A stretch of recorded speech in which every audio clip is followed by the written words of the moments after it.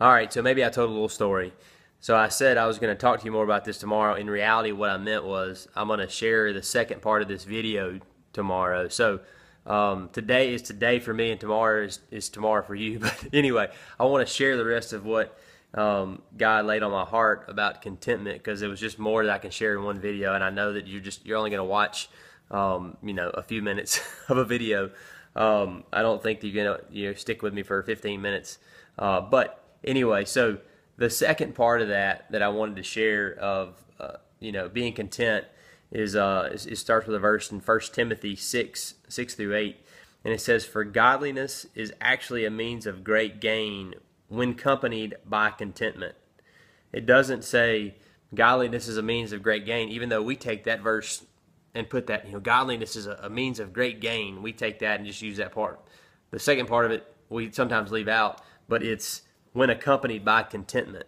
But it says, "For we have brought nothing into this world, so we cannot take anything out of it either."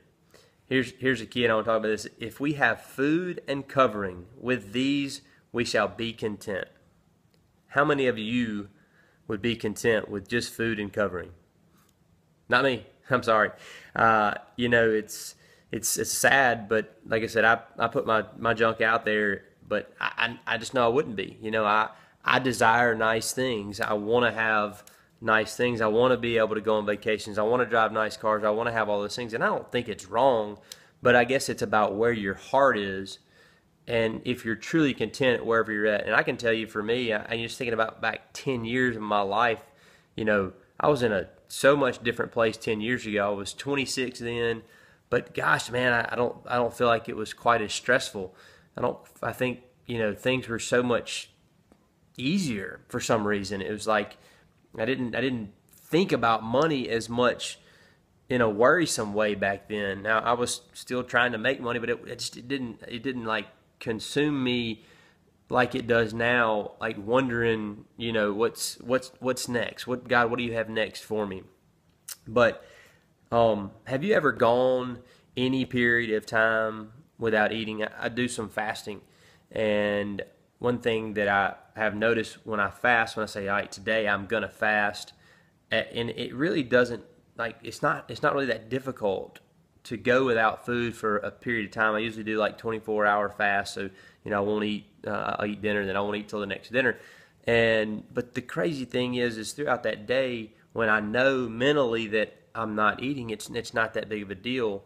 But the moment I eat something, it's like my mindset changes, and like I all of a sudden start almost kind of like binge eating, which I don't really binge, but so I think about those. Somebody, have you ever really had to go without food because you couldn't afford to buy any?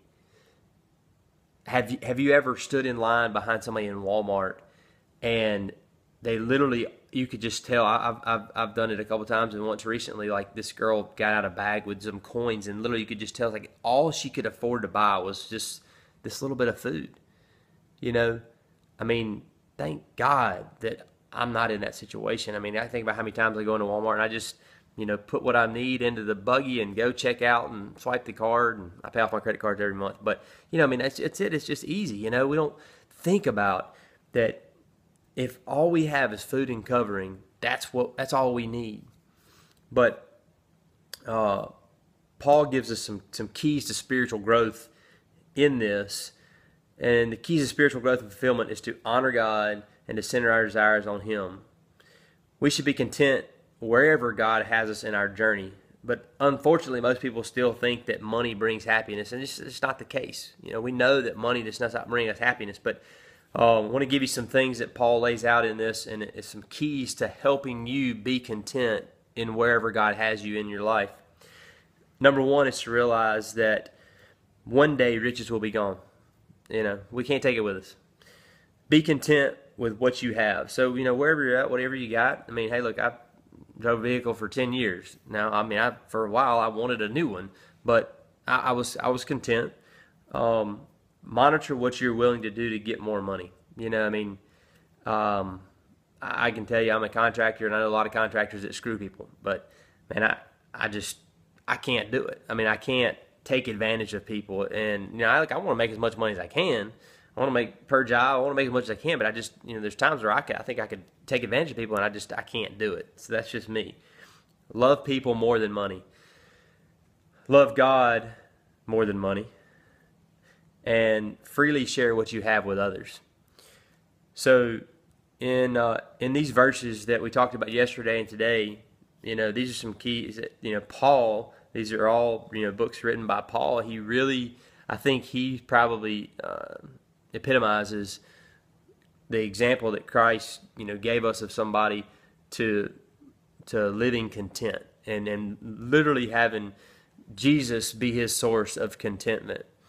And I just go back to that and say, you will always battle with discontentment until you let Christ be all that you need. So once again, I challenge you to look to Christ and Christ alone for your contentment. And I hope you have a great day and a great weekend. And we will talk to you soon. Have a great day.